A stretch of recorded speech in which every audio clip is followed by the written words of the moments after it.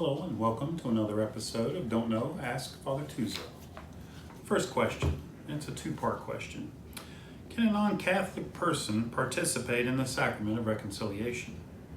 And if they were to do so, is it valid? Does it absolve them of the sins they confessed? First, the basic rules about who can receive the sacraments are in canon law, number 844. First paragraph deals with Catholics. Catholics are to receive the sacraments from Catholic ministers, and that Catholic sacraments are conferred on Catholics. This is the norm in how the conferral of sacraments are supposed to work. But canon law does address some situations which constitute exceptions. It does mention non-Catholics receiving the sacrament of penance. In paragraph 3 of Canon 844, it mentions that members of Eastern churches, which are not in full communion with the Catholic Church, in other words, Orthodox churches, they can receive the sacrament of penance from a Catholic minister. Reason? Because the Catholic Church holds that the Orthodox have a valid priesthood, and their sacraments are recognized as valid, including penance. But the same can't be said for other Christian churches who do not have a valid priesthood. So under paragraph 4, we can see there's an exception. It states, if the danger of death is present, or if in the judgment of the diocesan bishop or conference of bishops, some other grave necessity urges it, Catholic ministers administer these same sacraments licitly also to other Christians not having communion with the Catholic Church,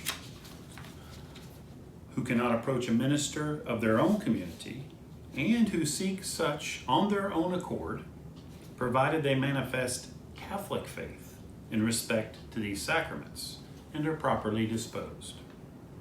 So it's possible, but in very, very certain circumstances. But in general, to answer this question, a non-Catholic, they can go to an ordained Catholic priest who has all their faculties and be able to tell them their sins and receive counsel, but would not receive absolution unless it meets the very certain requirements under canon law that we just discussed.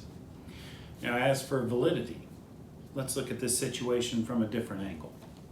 For instance, a non-Catholic goes into the confessional and they know all the correct procedures, and the priest, who does not know that this is a non-Catholic, gives this person absolution. Is this valid? Are their sins absolved? Well, what this person would be doing, canon law refers to as illicit, meaning it's not right, not legal. They should not be going to confession this way. But the canon does not mention that the sacrament is administered invalidly. Invalid meaning it has no effect. So because of this wording, it would be technically valid. We can also think about it in this way. A non-Catholic receives the Eucharist. The Eucharist, when consecrated by a validly ordained Catholic priest, it is valid. It is Jesus. However, and we know as Catholics that our disposition has a lot to do with the reception of the sacraments.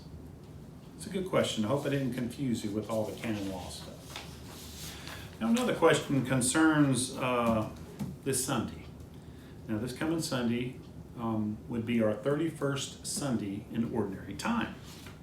However, this Sunday is also November 1st. So, why are we not celebrating the 31st Sunday in ordinary time, and it's being bumped by our celebration of November 1st, All Saints Day? Well, we do have a ranking of liturgies in the church, and for this Sunday, here's the explanation.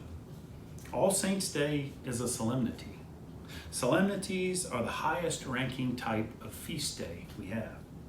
They commemorate an event in the life of Jesus, Mary, or celebrate a saint that's important to the whole church, and in this case, for this weekend, all of the saints.